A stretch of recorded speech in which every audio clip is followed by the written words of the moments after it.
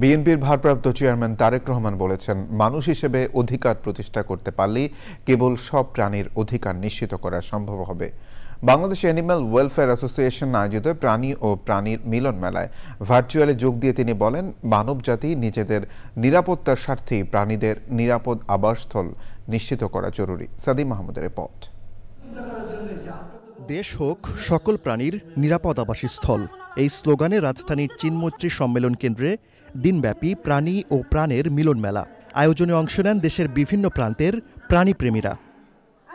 অনুষ্ঠানে ভার্চুয়ালি যোগ দেন বিএনপির ভারপ্রাপ্ত চেয়ারম্যান তারেক রহমান।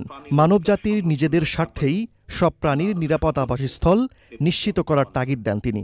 মানুষ তার নিজের প্রয়োজনেই প্রাণীদের বাঁচিয়ে রাখা দরকার, প্রাণীদের আবাস অক্ষত রাখা দরকার।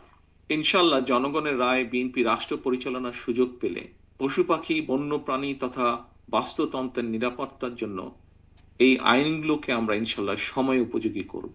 এই আইনের অনেকগুলোর পরিবর্ধন প্রয়োজন আছে, সেগুলোকে ইনশাআল্লাহ আমরা করব।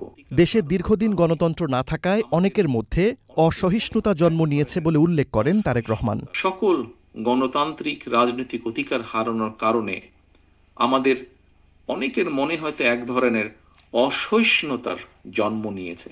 এই অসহিষ্ণুতা কাটিয়ে একজন মানবিক মানুষ হয়ে ওঠার জন্য মনুষ্যত্ব অর্জন আর পশুত্ব বর্জনই হোক আমাদের অঙ্গীকার। আমি বিশ্বাস করি মানুষ হিসাবে আমরা রাষ্ট্র এবং সমাজে নিজেদের অধিকার নিশ্চিত করতে পারলে অন্য সকল প্রাণীর অধিকার সংরক্ষণের ব্যাপারেও আমরা আরো সতর্ক এবং যত্নবান থাকব। জীববৈচিত্র্য রক্ষায় আইনের চাইতেও নাগরিকের সচেতনতা জরুরি বলে উল্লেখ করেন বিএনপির ভারপ্রাপ্ত চেয়ারম্যান তারেক রহমান। সাদিম মাহমুদ, চ্যানেল আই, ঢাকা।